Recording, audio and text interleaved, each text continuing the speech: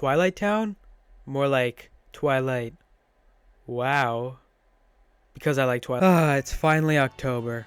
The leaves are falling, the mosquitoes are going back to hell where they belong, and it's time for... Oh. I've never been a fan of Halloween, or just scary things in general. Whether it be movies, attractions, or miscellaneous supermarket decorations, I've always preferred the more mellow times of Thanksgiving, if you know what I mean. Anyway, this relatively translates to video games as well. I mean, I like watching people play horror games or watching my friends play them as much as the next guy, but I'd probably piss my pants playing any of the Five Nights at Freddy's games. So, when I arrived at Twilight Town and Paper Mario the Thousand Year Door, I had some certain preconceived notions about how much I'd probably enjoy this segment. I mean, obviously this isn't gonna be actually scary because it's a Mario game, about as tame as you can get. Though, even if it's not scary, I still find that stuff somewhat off-putting, which subsequently leads me to not enjoying the thing it's a part of. And so, I'm progressing through the whole story, and as I play, I find I'm enjoying myself much more than I had with the previous chapters. My opinion on the game thus far was pretty mixed, leaning to the more positive side, but at this chapter, I just could not put the switch down. The atmosphere and the story were a major step up from the previous chapters, and it ended up becoming the peak of my Thousand Year Door experience. And yeah, I know that this sentiment of Twilight Town is a great chapter is not a groundbreaking concept, but out of all the Paper Mario games I've played, I haven't played Sticker Star, but judging by the reviews, I'm not missing out on much. This is probably the best chapter I played. So then, what makes this chapter so much better compared to the others? Well, if I had to sum it up, the combination of the uniqueness it presents along with the great visual and stellar ambience is really what makes it excel. But you know, that's what I'm going to talk about today. Keep in mind though, I'm talking about the remake here, not the original, because I do feel that the atmosphere points I give here apply less so in the original. Not because it's not as good, but just that the tech at the time was probably limited, and therefore it limited the game as to how much detail could be put. Also, the remake has a couple of quality life stuff too, so overall it's just a better version, and anyone who says otherwise is blinded by nostalgia. Also, I've never played the original Thousand Year Door, I mean just look at these prices. So, before you head into Twilight Town, you have to do this mini quest in order to get one of the residents, cleverly named Darkly. Darkly? How much brainpower did it take for you to come up with that one, guys? That's like if my name was Gorgeous, Beautiful, Hot, and Funny, respectively being my first, middle, last, and nickname. Anyway, it's pretty quick, and you learn that you just have to write your name on you to enter the pipe. This detail always confused me a bit because it doesn't really come up directly later in the plot. Why does the pipe do that? I mean, I know it's a way to keep Mario in the town after becoming a nameless shadow, and how Twilight Town has the whole names hold power concept in the plot, but you know, it would have been cool to see it a bit more. But nevertheless, you enter a dreary, dimly lit town illuminated by the moon, with ominous crows sitting on desolate trees. So basically America's East Coast. It creates a strong juxtaposition from the rest of the vibrant, cheery areas of the game, that aids in distinguishing itself as a chapter. I mean, not to say it isn't vibrant, the colors are really pretty and the palette they chose complements the area well. The one thing I may not like is the reddish tones in the sky, but that's a personal preference thing cause I love blue. So chapter 4 is predominantly split up into 3 areas, being the titular Twilight Town, the Twilight Trail, which serves as the connecting point between the aforementioned area, and the creepy steeple, where the main conflict is resolved. I think all 3 of these areas are really strong, but Twilight Town is just a spectacular beginning area.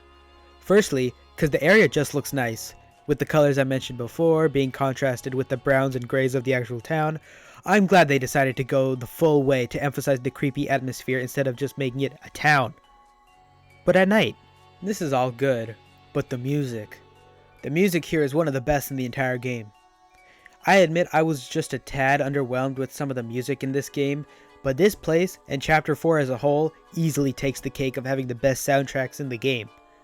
The creepy tune isn't so creepy, it just sounds haunting, but in like a refined way, and the actual vocal sounds really seals the deal. The song really feels somber, but also rich, and the more uplifting tune at the end of the OST is the cherry on the cake. So you enter Twilight Town, and this place is pretty much Halloween, the town. They got some cool details, like the garlic on the wall, which I presume is for vampire warding. Are there vampires in Twilight Town? Why does anyone live here? I guess the property values in Petal Meadows were raised too high for our friends stuck here to move. Darn you, late stage capitalism. So anyway, this guy is here to conveniently provide some exposition. All the residents are turning into pigs when the bells from the Creeple Steeple chimes, and you eventually find out that the next crystal star you need is conveniently where the bell is, at the Creeple Steeple. You do some running around the town to help you leave and experience the situation going on. And you know what I said about this being Halloween the town? Well, I was wrong. This place is Depression the town. Everyone's turning into pigs, this lady's mourning the loss of her husband, this lady can't feed her starving kids and then turns into a pig, where then one of the kids implies that they want to eat her, what the hell? And everyone's just in the dumps. Twilight Town is the trenches of the Thousand Year Door universe. But I'll come back to this detail later. Before you leave, you find another one of these guys who give you an ability to leave the town. Wait, what did he say? And yeah, this ability lets you roll up and fit through smaller gaps. I was wondering whether I should include this in my overall rating of this chapter, and I eventually decided I will, because I like this ability in particular. You move pretty fast and it helps you avoid enemies, which is especially useful later into the chapter when you lose access to Baby Yoshi. Again, I'll come back to that later. After some more gameplay, you manage to leave the town and enter the Twilight Trail. This area serves as the combat area before you get to your next location, and I'm gonna be honest, one of my main complaints with the Thousand Year Door as a whole is that these types of areas are boring as hell. The battle areas with a bunch of trash enemies that get in your way because encountering an enemy breaks the gameplay flow for me, and sometimes I just can't bother to fight them. But I do think that the Twilight Trail manages to avoid this problem somewhat, at least for me. The visuals still look amazing, but as you go on, the reds of the sky and the dead trees slowly transition to cooler colors amidst pine trees. And I don't know what to say, it just looks really good. I love it. But the cherry on this cake, I guess the second cherry, the battle theme is the best OST in the entire game. Hands down, no contest, everyone go home. I purposely went into battles because of how much I like this theme. It feels spooky, but it doesn't overdo it, and the different instruments like the chimes and the organ make it so fun to listen to. It really goes to show how details and aspects like these can immeasurably increase my enjoyment, with otherwise what could be a slog to get through. Thankfully, the trail doesn't involve any annoying puzzles or fetch quests, just a leisurely walk in the daisies. And eventually, you arrive at the Creepy Steepy. By this point, the sky has turned completely indigo and the Creepy Steeple is living up to its name. You then have to do some running around to trigger some events that'll allow you to progress, like releasing these boos, which I still don't understand. Yeah, I guess they're creepy, and it is the Creepy Steeple. But they just swarm around you. Who even locked them up? Oh well, at least the place looks nice. Especially this thing. The developers were flexing their artistic muscles here. How'd the dude living here even make this? Anyway, it's a good example on how the devs made this place pretty vibrant and interesting to look at while retaining the dreary and dark theming. So you head up these stairs that feel straight out of a Tim Burton movie and encounter the main antagonist of this chapter, Dupless. I don't know why, but his name always sounded like a dirty word to me. Anyway, this sheet-covered scumbag reveals that he's behind the pigifications in Twilight Town and challenges Mario to a battle. Everything goes pretty smoothly as you defeat Dupless and earn the Crystal Star. A short but definitely sweet chapter and definitely one of my favorites. Don't forget to like and subscribe. But no, the Mario that went out to collect the rest of the Crystal Stars was not in fact Mario. No, he's been demoted to a shadow without a name, stolen by Dupless who is assuming his form. This fake out ending is great. It demonstrates how much effort they actually put into this chapter and how it's diverting the normal expectations of a Mario chapter with the beginning, trick to the boss, and defeating of said boss. They even have the curtains closed and the Crystal Star message. As a nameless purple piece of paper, now you have to make the journey back to Twilight Town to figure out what to do next. This segment is probably the most conflicting part of the chapter for me, because A, it involves backtracking, which is TTYD's main enemy, and B, because you've lost your partners, which is bad because A, you're doing less damage in battles, and B, you lost their overworld abilities. This sucks because now I can't just avoid enemies using Flurry, or get around quickly with Yoshi. The passages are narrow too, so it's difficult to avoid enemies, even with the ability you just got from the King of Curses. I got out of the Twilight Trail without an arm and a leg. The only thing that saved me was the Diamond Star special move and leveling up in the middle of the trail, which replenished all my stats. To be fair though, it was also a little fun, because difficulty is the thing that's pretty lacking from the main story, so I can't say I didn't have fun trying to get out of there, also including the stuff I mentioned about the music and the scenery I mentioned before. But you know, I said it was conflicting. But it works pretty well thematically because you just had everything taken from you, including your name and identity, from Dupless. So going back on the Twilight Trail to fight enemies that you before had a very easy time taking care of, having to struggle against them, works pretty well in the narrative. So you hopefully make it back to Twilight Town where, after a brief encounter with yourself, you encounter Vivian, one of the three shadows hunting you down.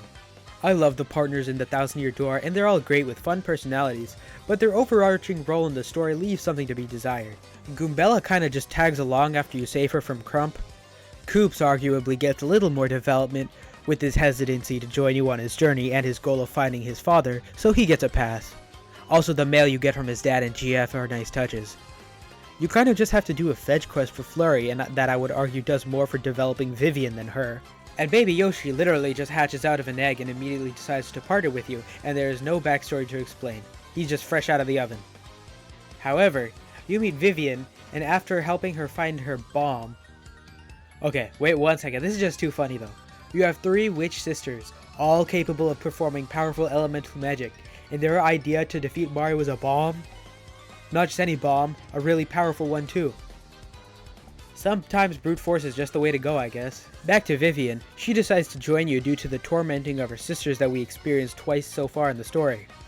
Surprise surprise, giving a character some setup aside from just meeting and befriending them can lead to a more interesting character.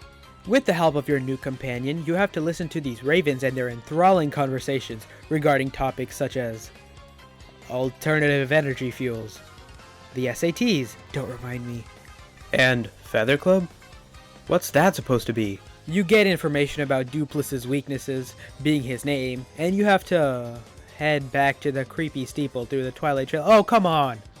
Again, conflicted with this part, but at least Vivian can hide from enemies there. It was still really annoying though, because since the passages are small, I had to perform evasive maneuvers with Vivian to avoid incurring the wrath of the crazy daisies. God, these daisies drove me crazy. Anyway, after getting crazy with these daisies, you make it back to the steeple and take an alternative route into the building. There's not much to say about this portion. You grab the missing lowercase p you need to spell Dupless, and thankfully you unlock a pipe that heads directly back to Twilight Town. But why do you have to unlock it now? Why couldn't before? I guess the devs just needed you to go on the Twilight Trail to add some fluff time to the chapter. It is relatively shorter than the others. But it's a good thing they added the pipe at all, because in the original version it wasn't even here, so it's a huge step up. The confrontation you have with Dupless ends in his exit, and you take the convenient pipe back to the steeple to engage in the final fight of this chapter. Dupless's boss battle is one of the best boss battles in the game, purely because of one factor. His battle theme is the best OST in the game, end of story. Well, kind of. The original GameCube version is like cocaine to my ears. You have a decent initial wind-up that drops into the organ solo, which I should be playing right now. It feels so personal to this chapter and so unique compared to the other songs in the game. However, the updated version is a little different, with the instruments being changed to this electric guitar metal-esque music, akin to something from Origami King. Now, don't get me wrong, this OST is still the best in the game, but it does sort of lose the uniqueness and the charm that the organ had. Back to the battle though, the setting with the bell that started this whole thing, along with the moon looming in the back, Dupless has a great view from here. The battle itself employs some new ideas too, having to fight against your own moveset along with the partner's moveset, and you have to initially go against them alone because Vivian ditches you when she finds out she's been helping Mario. Harsh. It's nice to see that Vivian doesn't initially become goody-goody with Mario. Having her display some reservations against the guy because of what she's been through makes way more sense for her character. After mulling it over, she decides to travel with him for obvious reasons, which is a lot more natural. For the battle itself, it's cool, but you only really need to target Dupless, so you will only see the initial partner you face unless you purposely go out of your way to go against them. Still neat though.